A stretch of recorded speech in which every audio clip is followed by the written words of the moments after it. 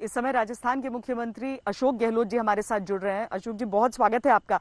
20 लाख करोड़ के पैकेज की अगर बात की जाती है, क्या आप संतुष्ट हैं? क्या आपको लग रहा है राजस्थान को उसका हिस्सा जो आपने मांग की है इतने दिनों से, वो मिलने की तैयारी हो चुकी है? श्वेता सिंह जी, मैं समझता हूँ कि ये तो स्टिमुलस पैकेज है, जहाँ तक मैं समझ पाया हूँ। ये आर्थिक पैकेज जो है, इसको कहना ये देर आए दुरुस्त आए, बेटर लेट देन नेवर। क्योंकि बहुत लंबे समय से इंतजार था इसका। ये ट्रेड के लिए, कॉमर्स के लिए, इंडस्ट्री के लिए विशेष रूप से होगा। अब कल से मालूम पड़ेगा कि वित्त मंत्री किस किस रूप में क्या घोषणा करती है। पर मेरे हिसाब से अलग से स्टेट गवर्नमेंट के किस प्रकार इमदाद करे केंद्र सरकार, उसके लिए स्पष्ट घोषणा होनी चाहिए। आज ये कोई जिक्र नहीं किया प्राइम मिनिस्टर ने कि राज्यों को भी इसमें ग्रांट मिलेगी, हिस्सा मिलेगा, कोई बात कही नहीं गई, इसलिए मैं कुछ नहीं कह सकता। हमने मांग कर रखी है कि राज्य सरकारों की जो लॉकडाउन के कारण से रेवेन्यू समाप्त हो गई है, कल्पना से बाहर हो गई है, बिना केंद्र सरकार के सहयोग के असंभव है कि राज्य सरकारें किस प्रकार अपनी गाड़ी को पटरी पर लाएगी, किस प्रकार आगे काम कर पाएंगी। जब लॉकडाउन ही है तो ट्रेड, कॉमर्स, इंडस्ट्री सब बंद हो गई है, एक्साइज, ट्रांसपोर्ट, वो सब बंद हो चुके थे, टूरिज्म का सेक्टर खत्म हो चुका था। तो राज्यों को अलग से पैकेज देने की बात इनको करनी चाहिए थी। अब कल मालूम पड़ेगा कि उसमें वो क्या 20 लाख करोड़ में क्या क्या पैकेज देते हैं।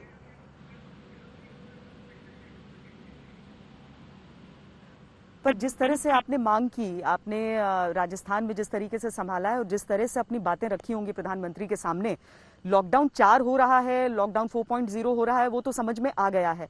लेकिन आपको लग रहा है कि राज्यों को ये आजादी अगर दी गई है कि आप ये निर्धारित कीजिए और आप जो निर्धारित करेंगे उसके आधार पर हम आगे की घोषणा करेंगे, ये एक पॉजिटिव बदलाव है लॉकडाउन में? मांग तो यार कब तक केंद्र सरकार चलाएगी लॉकडाउन को पूरे देश के अंदर? सारे सर्कुलर को 600 सर्कुलर निकल गए होंगे केंद्र से, रोज सर्कुलर निकल रहे थे और राज्य सरकारें फॉलो कर रही थी। सब राज्य सरकारों ने अपने हिसाब से काम करने की कमी नहीं रखी और विपक्षी पार्टियों ने पूरा सहयोग दिया केंद्र सरकार को। जैसे सोनिया गांधी जी ने खुल के कहा प्रधानमंत्री हम आपके साथ खड़े। इस रूप में सबने साथ दिया कि माहौल बना, लॉकडाउन में लोग रहे, उनको विश्वास था कुछ हमारे लिए होगा।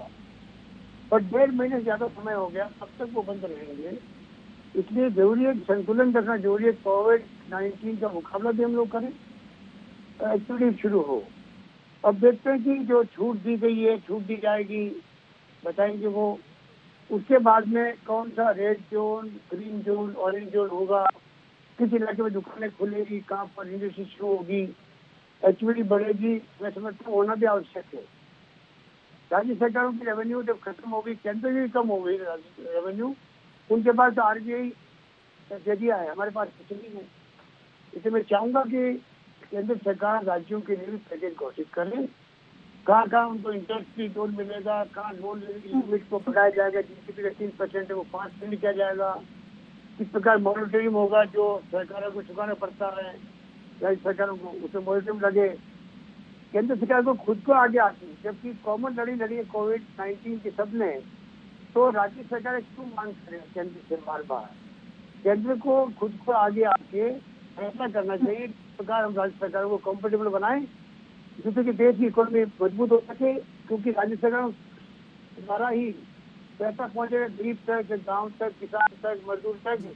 कोई पैसा परचेजिंग पावर बढ़ेगी, वो खर्च करेंगे, वहां पर मार्केट के अंदर डिमांड बढ़ेगी, उसके अंदर सस्ती चलेगी। अशोक जी, एक तरफ होती है ये आर्थिक बातें और दूसरी तरफ वो बीमारी जो हम सबके बीच है। आपके हिसाब से, चूंकि ये बीमारी, अब तो जो शोधकर्ता हैं, जो रिसर्चर्स हैं, वो कह रहे हैं कि अभी 2 साल तक हो सकता है हमें इसके साथ जीना पड़े।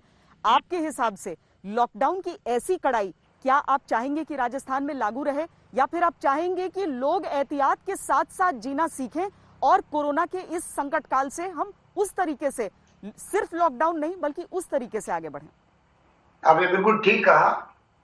इस देश में 130 करोड़ की जनसंख्या है, इसलिए चाहते हुए भी लॉकडाउन में रहना मंजूर नहीं है लोगों को।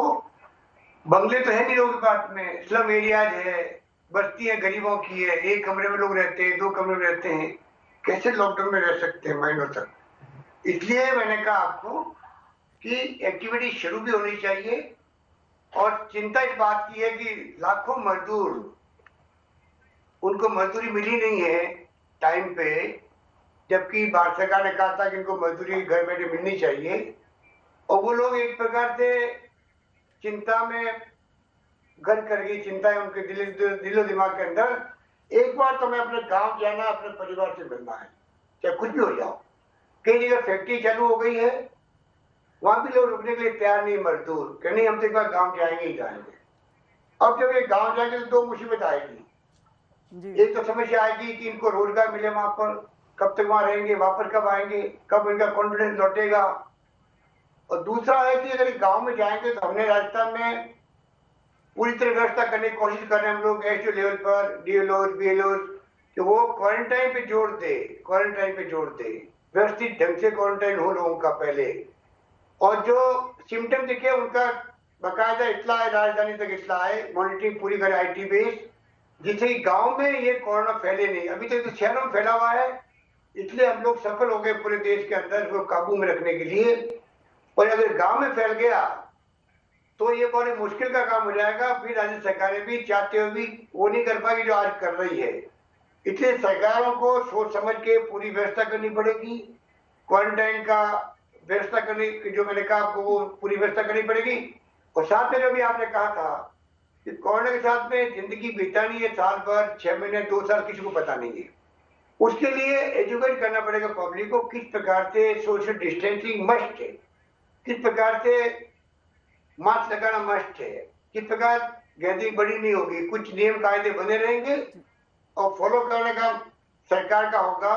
दुकानों पे लोग जाएंगे सामान खरीदने के लिए, वहां भी डिस्टेंस मेंटेन नहीं करें, मास्क लगाए दुकानदार खुद, और जो लेने जाएगा सामान वो भी मास्क लगाए, बगैर मास्क लगाए हुए दुकानदार को सामान बेचेगा ही नहीं। इस प्रकार की पाबंदी है, थूकने में पाबंदी है, गुटखा पान खा करके थूकते रहते हैं, कोरोना फैल सकता है। पाबंदी हमें उस ढंग से मेंटेन करनी पड़ेगी जिससे बचाव कर सकेंगे, ऐसा मेरा विश्वास है। बहुत बहुत धन्यवाद अशोक गहलोत जी हमारे साथ जुड़ने के लिए। धन्यवाद।